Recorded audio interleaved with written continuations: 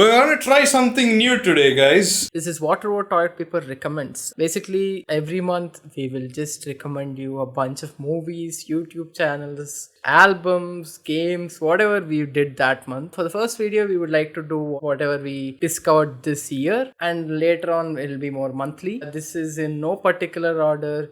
This is just, there's no rankings. Hopefully you get some new recommendations. Movies. The Worst Person in the World by Joachim Trier. This is one of the best rom-coms in recent times. It looks amazing. It's a great script. It is so realistic about relationships and people and Somehow insanely creative at the same time. Some of the most creative scene ideas you'll see. Fantastic. Great movie. Rangasthalam, or all the Sukumar movies. So I saw Pushpa this year. Fantastic. I loved it. And oh my god, I didn't expect to find one of my all-time favorite movies in Rangasthalam. What a fantastic movie. Oh my god, it does so much. It's so all-encompassing, even though it's so small in scope. You feel so immersed in this village. And the way they tackle the whole caste issue and the rich-poor divide. And even though the subject matter is all serious, the movie is throughout very funny. Yeah, it's one of my favorite movies. Arya too, insanely hilarious, just off-the-wall funny. Yeah, all his other movies, I highly recommend you watch all his movies from start to finish. It's wonderful seeing the evolution of a director and see him solidify his trademarks. The Batman by Matt Reeves. I know it's very, very popular, but it's one of the best superhero movies in a while. It looks amazing. Great performance by Robert Pattinson. It's a really interesting script and it's nice. It's great. It's long and fun. Something in yeah.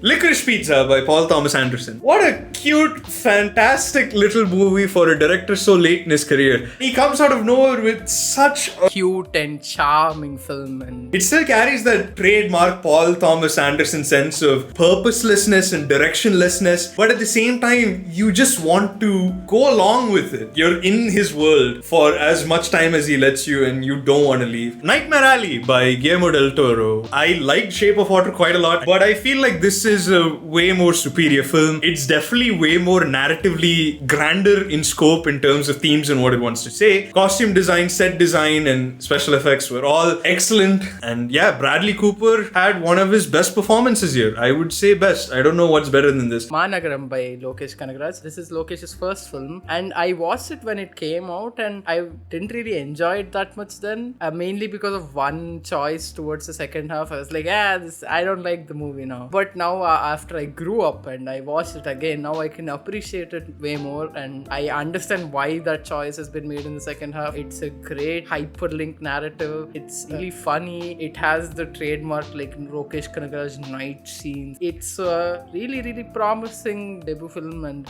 of course he went on now to be one of the biggest directors. Eastern Promises by David Cronenberg. Yeah, it's still as fantastic as the first time I saw it. Viggo Mortensen's performance is so good.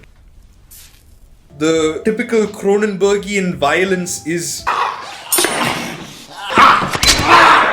It's remarkable how a very simple sequence like a man getting his throat cut, you will never forget when David Cronenberg does it. And yeah, I loved it. I can't wait to see Crimes of the Future. Fantastic. Martyrs of Marriage by Deepika Narayan Bharadwaj. This is a documentary about a really not so fun law in India where men have no rights apparently, and the discovery was very scary and I did not like it, and it's a really important documentary. The stories are truly depressing and it really comes very close to being one of the saddest documentaries, and it's fantastic. I think more people should watch it. It's free on YouTube, so you can literally go watch it now. Phoenix Forgotten, directed by Justin Barber. What a good found footage horror movie. It has such a great sense of uneasiness and mystery. I think that's the best part of this movie is that it successfully captures an air of vague, unknowing, and you don't feel like you were left out. So yeah, if you like found footage horror movies, this is a pretty good one. Talash by Rima Kagdi. It's one of my favorite films. It is one of my favorite Amir Khan films for sure. It's so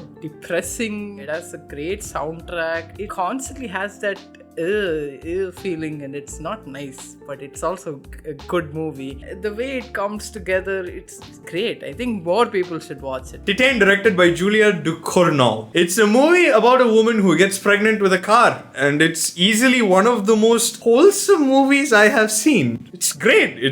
I love it. I don't want to spoil anything. I don't want to say a single word because it's best watched not knowing anything other than the premise. Fantastic. Cinematography was great. The lead performances were excellent. And the soundtrack choices, so good. Highly recommended. Now for some TV shows. So I watched...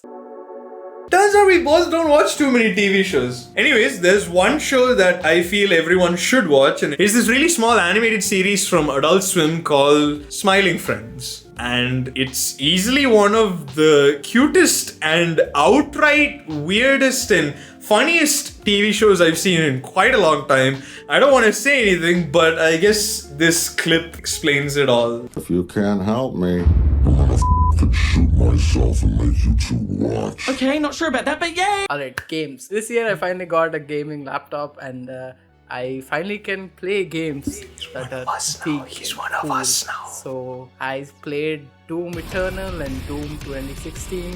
Fantastic, like action-filled music. It's so dumb. It is so fun. It has such fun combat. It's so cool. Sekiro: Shadows Die Twice, a game I'm close to finishing, but I haven't had the time to. It has an amazing combat system. Its gameplay is insane. It has so much depth to it. And coupled with this, it is what I would call art house storytelling in video games done well. It has these themes of immortality, family, reincarnation, and all of this you see through the game. You choose to engage with it, and you learn this by playing the game. It's fantastic. I highly recommend it. Go get your ass kicked. God of War 2018, it felt like one of the best blockbusters in like a game format for me. It was such a well done father-son story. There are some really cinematic sequences. It is so fun, such a satisfying combat. It's so cool. I really loved it, and I hope I get to play the sequel as well. Resident Evil 7. It's fantastic. Its story is as simple as it needs to be. It's pulpy as hell. It's very Evil Dead. Yeah, fantastic horror game that genuinely is nail-biting, genuinely is terrifying, and very fun to play. Red Dead Redemption 2, I finished it like few weeks back. It was a fantastic story that was very depressing, and I made me feel things. Such well-written dialogue throughout. There's the amount of dialogue that is there in this game, and how well-written and consistent it is. I don't know how they did it, and they somehow did it. It's great ending, great story, very fun. Then there are these two indie games I played. One is My Friend Pedro. It's like, yeah, this is it, and it's very fun and very satisfying. Cool music, very fun. Pan C4 again, so smooth. Such a satisfying combat, like all martial arts and all that. It's very hard. It's very cool. Even though I couldn't finish it, I still think it's very cool. YouTube channels. There's this editing tutorial channel called Finzar. It is the most fun I had watching tutorials. And if anyone wants Premiere Pro tutorials, you should watch Finzar. They're very fun, very funny. Then there's Nexpo. I Prasanna recommended it. These are like straight up well-made documentaries about these strange things. It's very professional, barely sociable. Same things apply as Nexpo. Same great documentaries. Fantastic. Then there's Cropecat. They're mini documentaries on events that happen in gaming, or literally whatever Cropecat wants to make them on. And there is no dialogue or anything. It is just editing, and it's phenomenal. And he tells a story somehow, and it's really cool. There's Ras-Hop, this gaming video essay channel. His series on gaming for non-gamers is so nice and chill and vibrant and so cool. So now we shout out our competitors. Mr. Bharadwaj wrong. Mr. Baddie with Galata Baddie, Plus, as we call it in Because we're in the DMs.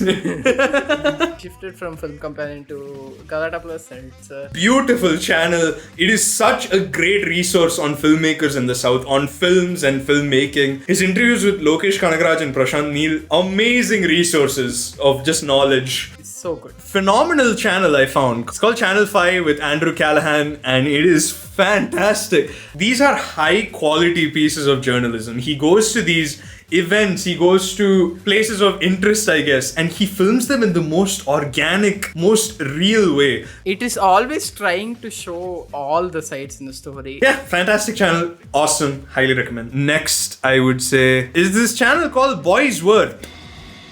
I don't know what to say other than it is very interesting. It is very, very eerie, very creepy, very unsettling animations. They're short films, I guess. I don't know. They're mood pieces, I guess. I don't know. I just love them. And there are also these two podcasts that I really listen to all the time. One of them is The Seen and the Unseen. This has been one of the best discoveries for me during the lockdown. These are some of the most intelligent conversations about politics, about culture, about a lot of issues in India in such thorough detail, and you will definitely sound smarter after listening to some of these episodes. More lighter podcast is Dostcast. It is a Hindi-English podcast that is, he just gets a random interesting guest and he talks and it's fun. Music. This is the only album I listen to properly, completely. This is Dawn FM by Weekend. I'm pretty sure you must have heard it, but even if in case you didn't, you should. It is really fun and I vibe with it.